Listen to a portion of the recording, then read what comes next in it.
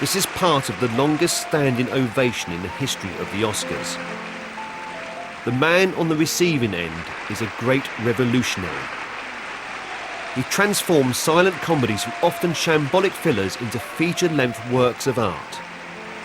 But who is he? He's Charlie Chaplin, a South London boy who grew up in appalling circumstances, but by his mid-20s had become the most famous comedian in the world. We're more used to seeing him look like this.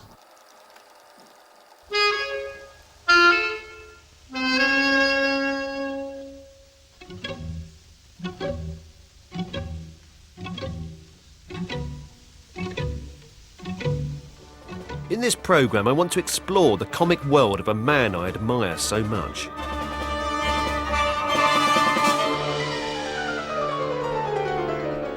Let me tell you the story of an artist who has made more people laugh than any other person in history, Charlie Chaplin.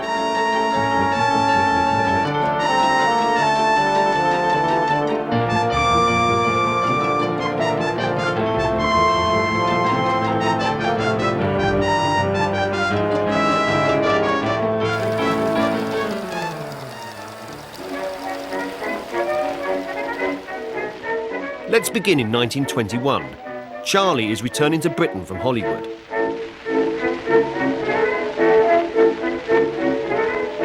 There's a funny man I know. I'm following the route he took from Southampton into Waterloo Station. It's hard to appreciate what an amazing homecoming it was. His fame was such that one newspaper predicted crowds bigger than Armistice Day. Who gets called the People's Joe? He works in a movie show, Mr. Charlie Chaplin. He left London as an unknown comic, but now needs 40 policemen to get him into his hotel. And the greatest praise, so Charlie Chaplin beat, so funny Chaplin beat. When he comes down the street, he makes the cops stop. The reaction completely bowled Charlie over.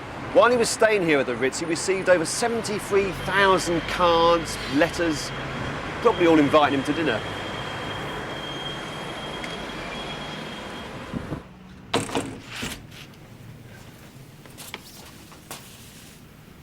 I wonder what was going through Charlie's head at the time. He used to be a penniless boy walking these streets, and now he's drinking champagne and eating caviar in one of the finest hotels in London. Here's what got him there.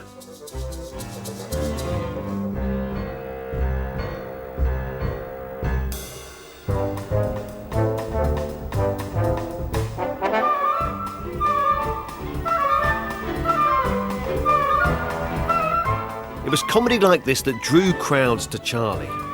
So this is the problem. There's thousands of people outside, and Charlie is desperate to go back and revisit his childhood haunts. He hasn't been there since he became famous. So what does he do? Can't go out the front. He goes out this way, rather secret-looking door. He goes down to a side street and then catches a cab to Kennington.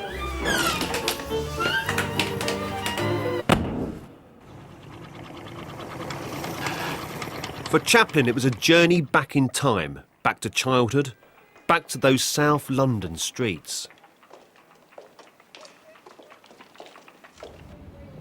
I have to confess a personal interest. I lived in South London myself, and I felt, well, perhaps I can be a comedian as well, because the bloke up the road managed it. He was born in East Street, Lambeth, and back then his childhood was tough. When his parents split up, Charlie was plunged into poverty. He begged round the Lambeth markets and even ended up selling his clothes for food. But Charlie turned hardship into comedy.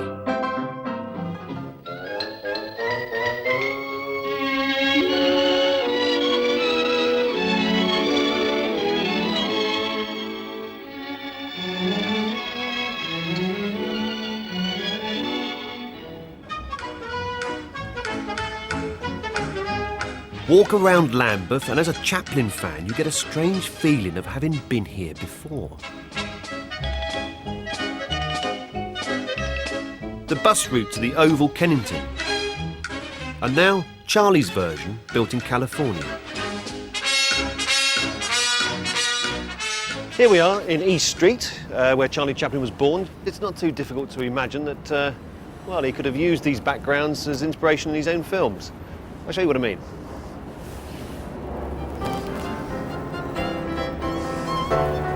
See? Exactly like that.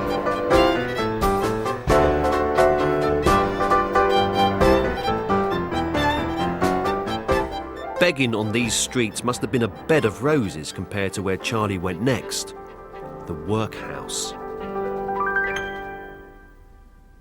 I met Chaplin's official biographer, David Robinson, at what remains of the Lambeth workhouse.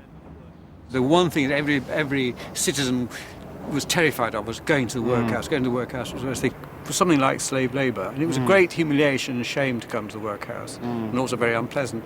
But the Chaplins were always having to come to the workhouse. They were always getting into a state where they were totally destitute, and so little Charlie was rather accustomed to come up the road to this place. Then Charlie's mother, Hannah, succumbed to mental illness, and Charlie, only 14 years old, had to commit her. It's very poignant because the records of her committal to the asylum still exist. And little Charlie, this little boy, was having to take her up there to the infirmary. So who was looking after him? Nobody. There was this little boy. He was all alone, but he was a very independent child. The darker side of life is never far away in Chaplin's films. Now you can see why. Charlie shows real emotion and often compassion for his downtrodden characters. Here Charlie's a policeman, but no ordinary policeman. See where his sympathies lie.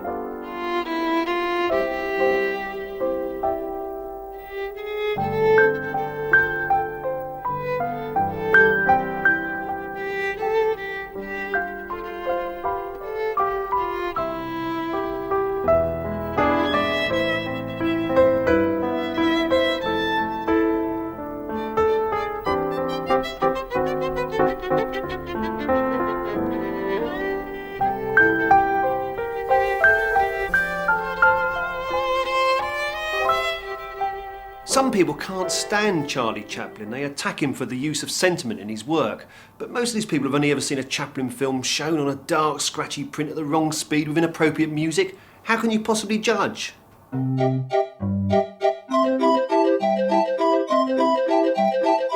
That's enough to put anybody off. A lot of these poor prints are still available commercially on DVD, so beware. Poor prints mean that you lose detail. Let's look at it again, but this time watch the glass in Charlie's hand. A perfectly restored print reveals the skill Charlie uses to get a free drink.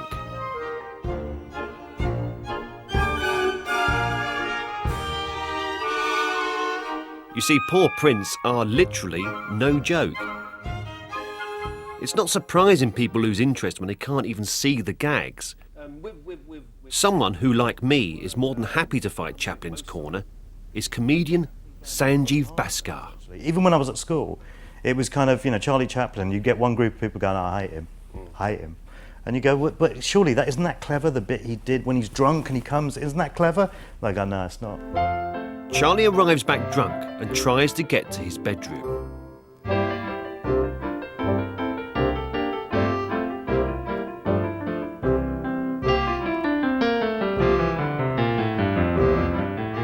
Let's see him making another attempt at that.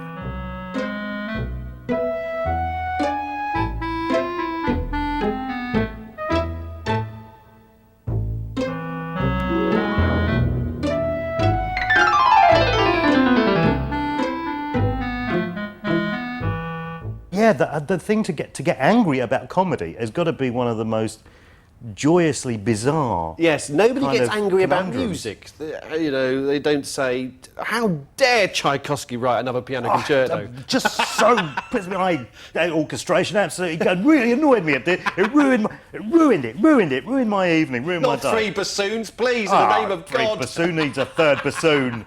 2 bassoons was showing off. So you see, I think if people see great prints of Charlie's best films, they'll fall in love with them, like I have. It's a sort of mission. That's why I'm travelling to a cinema in Bristol to show some Charlie Chaplin on a big screen in front of a live audience with live, improvised music. Thank you very much. Thank you. Thank you very much. Mr. Neil Brand on the piano. Every note there. I'm going to start off with a little bit of an oddity here. It's a Charlie Chaplin film which is filmed in front of the public, but nobody seems to recognise him. Here he is, one of the world's most famous men, wearing his famous tramp costume, and yet nobody seems to be particularly bothered or excited that he's there.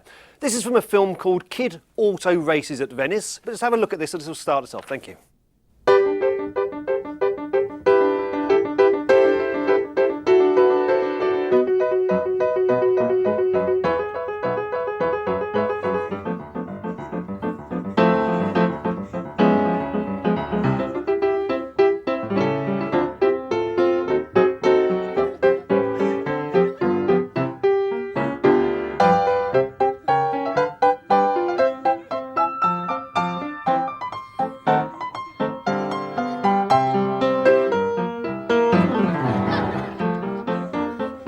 The reason why nobody recognises him is this is the first time the general public have ever seen Chaplin in his tramp costume. Now, of course, within 18 months, he was going to become the most famous man in the world. They didn't know that. But let's see how Charlie became one of the most famous men in the world.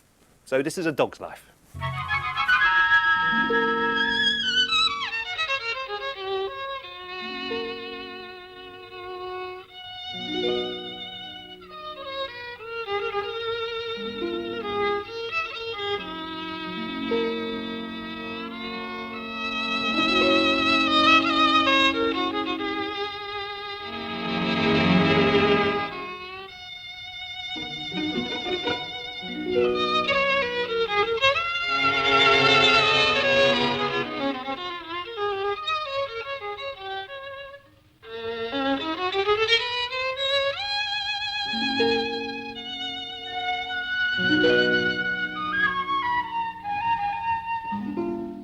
The other actor is Charlie's brother, Sidney, himself a comic.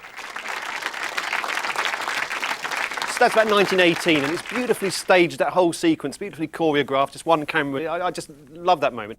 Charlie learnt this choreography, the timing of which I find so magical, very early on.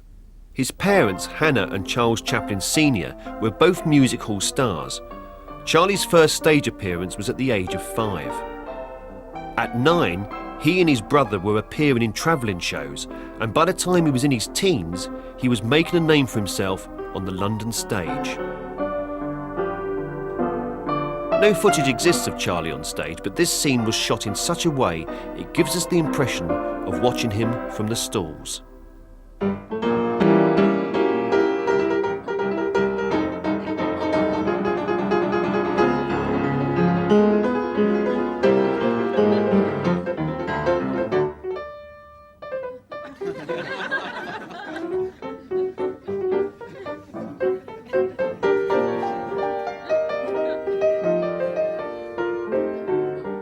So was Chaplin's stage career nurtured and tended by his loving music hall father? No. Charlie's dad wasn't a picture of reliability. Perhaps his diet was to blame. About 8 o'clock in the evening, before departing for the theatre, my father would swallow 6 raw eggs in port wine, rarely eating solid food. That was all that sustained him day after day. Charlie's alcoholic dad died aged just 37. Yet in a bizarre way, Chaplin Sr. gave comic inspiration to his son's career. Charlie developed a drunk act. It was his first big stage success. He later repeated this drunk act for a film, A Night in the Show.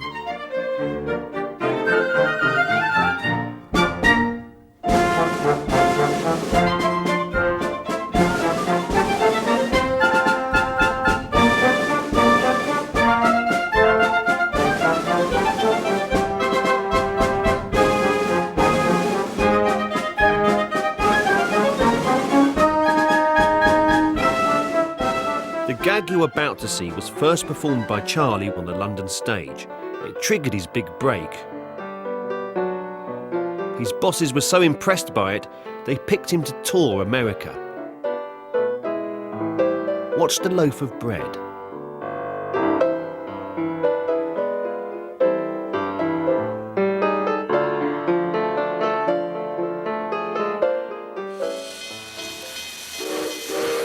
By 1913, movie talent spotters got wind of Charlie's impact and he was on his way to the Keystone Studios in Hollywood.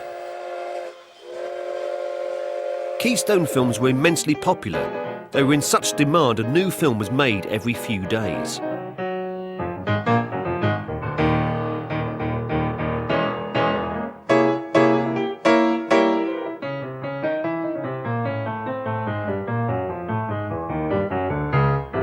The star comedian was Roscoe Fatty Arbuckle. Now, he's under pressure because they only ever do one take of anything, so he's got to get the falls right, he's got to get the comedy right first time.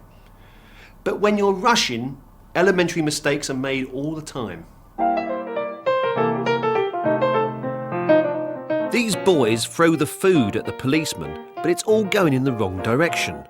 Throwing left to right, and it's entering right to left. The pie makes it even worse.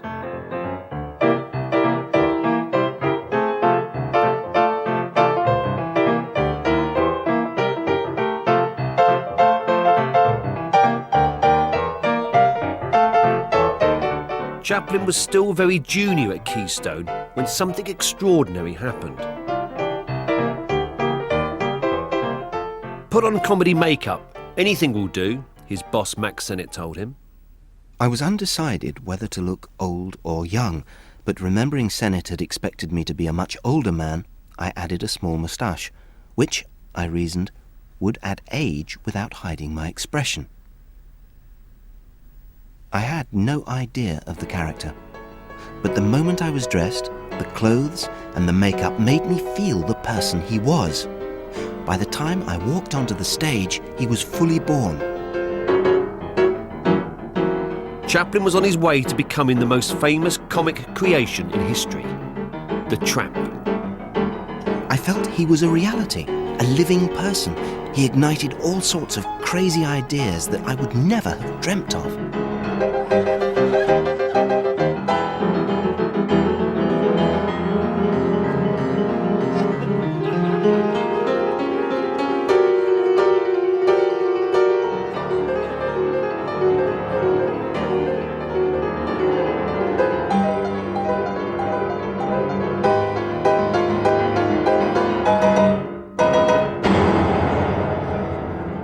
With the Tramp proving an overnight success, Chaplin quickly went on to become a director as well as an actor. He slowed the comedy down, replacing comic chaos with perfectly timed routines. Here's one with Fatty Arbuckle.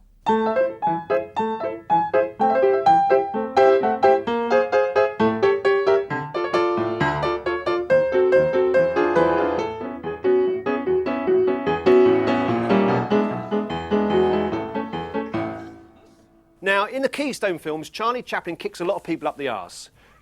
Randomly, he was knighted in 1975 by the present Queen. Has any other knight of the realm kicked more people up the arse than Charlie Chaplin? I very much doubt it. One day I'd like to watch all the Keystone films with a little counter in my hand, and every time somebody gets kicked up the arse, it'd be hundreds of people. But now, watch how he kicks this man up the arse in this film. He doesn't just kick him up the arse, he takes his time.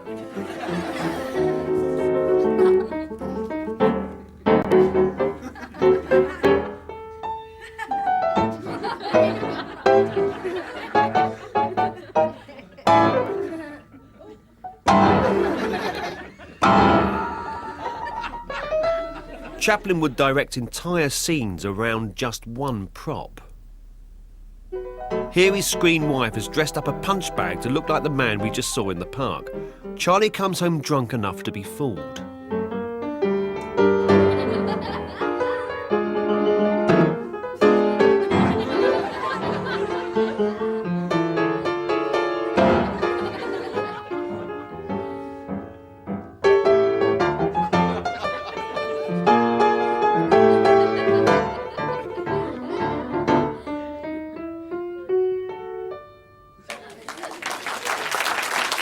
So here we are at the intermission. Let's see what the audience thinks. Absolutely absolutely brilliant comedy. Top class. Oh, it just makes me laugh. Oh, I laughed till I cried. To be honest, I never thought I'd find silent films funny, but that was brilliant. I thought it was really funny when he kept kicking everyone up the ass. I didn't realise how physical it was. They really threw themselves around. Given the opportunity, modern audiences love Charlie Chaplin. 10 out of 10. Hilarious. I'd like to go and see some more silent movies now. And it's not just here that Chaplin continues to work his magic. In Paris, I would meet a man whose entire career was transformed by Charlie.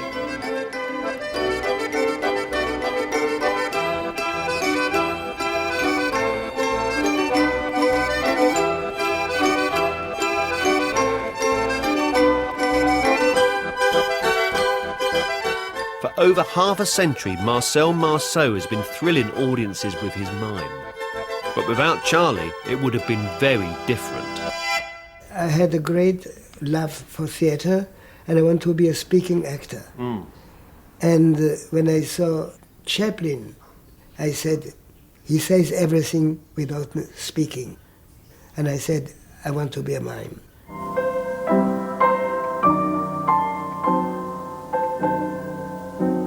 I admired him. I saw all of his films. The two masters of the silent world crossed paths at Orly Airport in 1967. And I met him, of course. It was like God would have told me, today you have to see Chaplin. Despite his fame, Marcel felt too shy to introduce himself. My cousin who was with me says to me, you know, Charlie Chaplin is looking at you. And I said, is he looking at me? And I did this, you know. And I saw that he was looking at me. It was a meeting of mimes. Then I go to him, and we started speaking, and I started saying, you know, when I was a child, I imitated you, and I continue to imitate you a little. You are so great, you are a genius. And he said, and he was miming beside me also, like a kid. And I took his hand, and I kissed his hand. I was so moved. And I looked at him, and he was moved too. He had a little on the eyes too.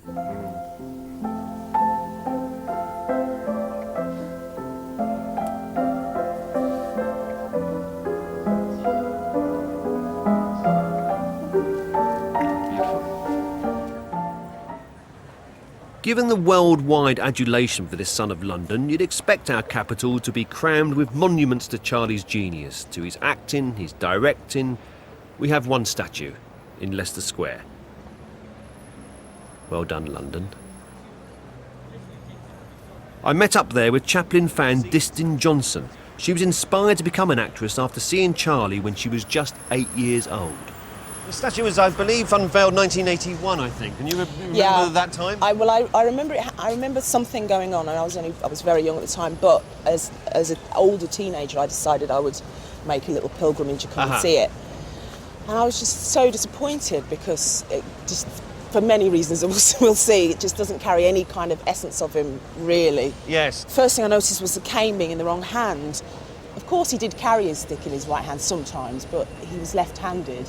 And it was most comfortable in his left hand. Yeah, and he's one of the most recognisable people in the world. They seem to have got somebody else to model for the statue. I know. It's a remarkable likeness, but we don't know who of. No, he's far too handsome. Behind us, and here is William Shakespeare. Now, nobody knows what William Shakespeare looked like, but it still looks a lot more like William Shakespeare than it does Charlie Chaplin. It's very true. But I think it's quite interesting that they've elevated Shakespeare here to the biggest plinth within Leicester Square, because that represents high art, and this perhaps represents some kind of base humour. I mean, people think of slapstick as something that's very simple and very base, but actually I think you need an awful lot of intelligence to kick somebody up the arse. Absolutely. Just the right way. Absolutely. It mustn't look unprovoked. I mean, there is that famous arse-kicking scene in King Lear that was cut on the opening night. Shakespeare knew about comedy. There's even the odd laugh in King Lear, one of the most tragic plays ever written. Shakespeare recognised the power of mixing it up, tragedy and comedy. And that's what Chaplin also discovered as his films began to break new ground. It took several stages to perfect, The first came in 1915. He made a major breakthrough with his movie The Tramp. Here he gets rid of the idea of cartoon violence. No longer are people hit over the head with mallets and they go cross-eyed and all that sort of stuff. Suddenly it's real pain. When somebody's seriously hurt, they really are hurt. And that gets us emotionally involved.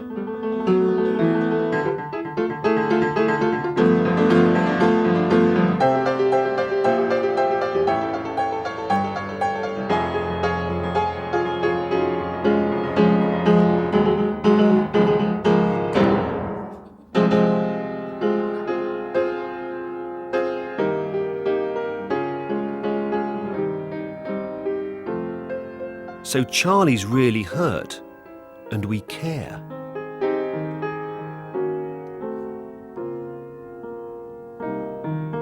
He's in love with the girl tending his wounds, but then discovers she's spoken for.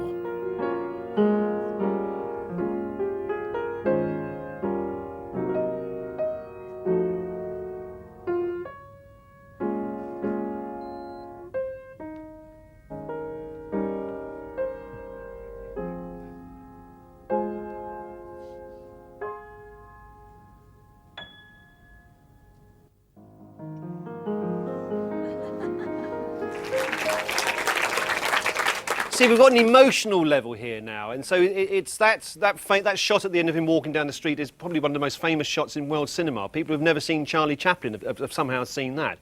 But that's what I love about that shot at the end. He's acting with his back to the camera, and he's walking away from us, and he's doing the sort of dejected bit. And people who denigrate Chaplin think, oh, he's all about pathos and stuff. But actually, when he goes for that particular scene, I think pathos is the right word. I think it's an emotional intensity to what he's doing. And what really I love about that final sequence is him walking away. Not the sort of sad bit. It's just the bit when he then kicks up his heels. And that's the essence of Chaplin. It's not that, you know, the sad clown with a tear in his eyes, he's been misrepresented by people. Actually, he doesn't do that at all. He's showing you that, yes, OK, I'm a bit down, but tomorrow's another day, and off I go. And we can feel uplifted by that little gesture because of the emotional involvement that's gone on before. And that kind of acting that he's doing there, 1915, is very rare for silent cinema of its day. By 1919, Chaplin had outgrown the restrictions of the 25-minute comedy. Now he began his first feature film, The Kid. On screen, Charlie finds an abandoned baby and adopts it. The baby grows into a little boy, played by Jackie Coogan. Watching this assured performance, it's hard to believe that young Jackie was only 5 years old.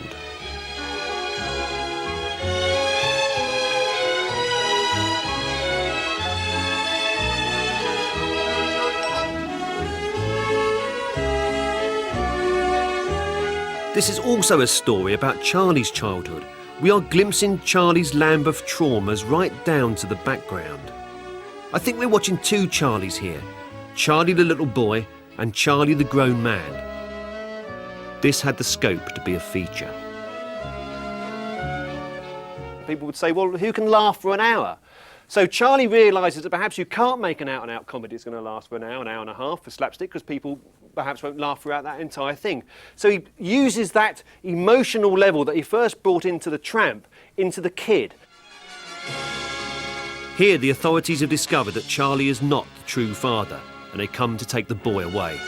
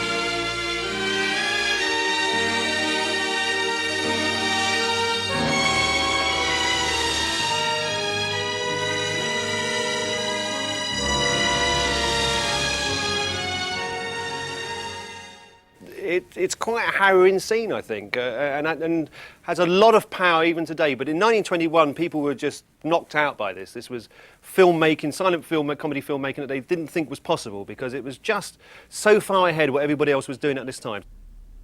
This is the one thing that people always attack Chaplin for.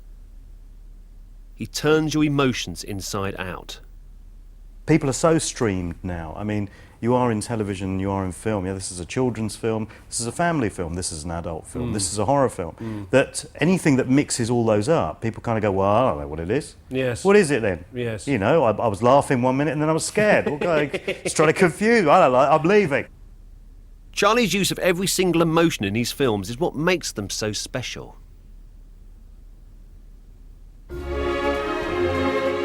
Chaplin's films turned him into the world's first global celebrity. Poets, presidents and prime ministers flocked to him, basking in his glory. Charlie was dining at the Ritz, rubbing shoulders with Albert Einstein and Mahatma Gandhi, and becoming friends with Winston Churchill. How did the unschooled lad from Lambeth cope? To hide his humble background, Charlie learnt a new word from the dictionary every single day. His language was extraordinary. I was not frantically ebullient about his prognostications. There's a dame that arouses my concupiscence, almost intolerable but for the pulchritudinous influence. Chaplin had almost no schooling, but accurately used words like aposiopesis, esurient and ineffable. He wasn't just meeting millionaires, Charlie was one, earning the equivalent of $12 million a year. So now Charlie was his own boss. He could afford to make the films he wanted, whatever the risk. Chaplin was always courageous. In 1936, 8 full years after sound films had come in, he made his last silent comedy, Modern Times. It combines everything I have shown you that makes Charlie great. High emotion, sharp directing, impeccable timing, and now satire. Charlie had the courage to take the cruel world of the Depression and laugh in the face of it.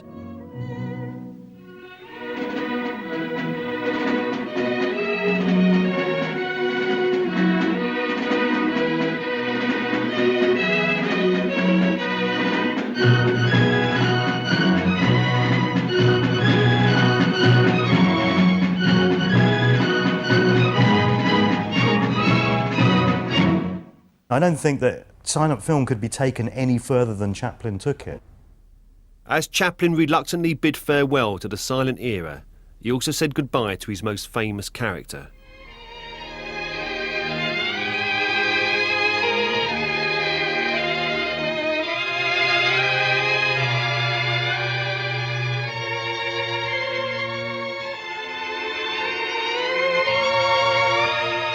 These are the last on-screen moments of the immortal tramp.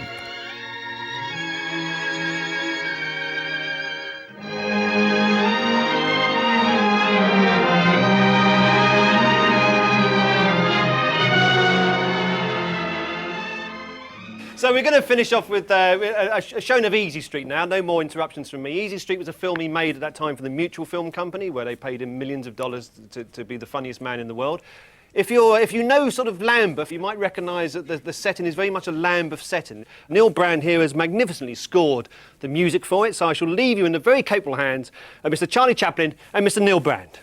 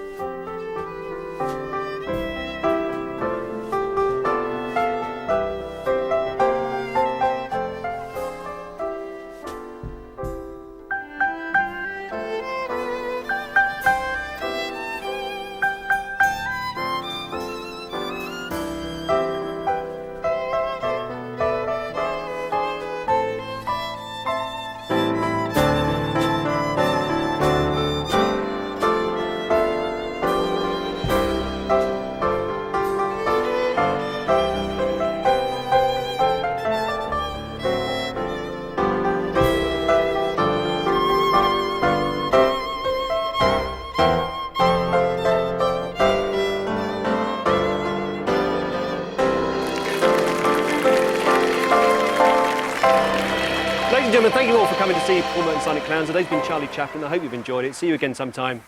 Good night.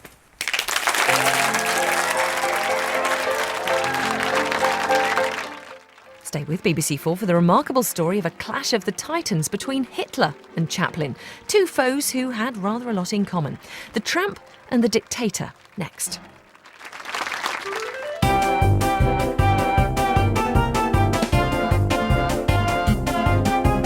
I think we should nick it. Hang on, I've got it. I've got it. Go on then. To me. I've got it. To me. I've got it. To me. Get your bag. To me.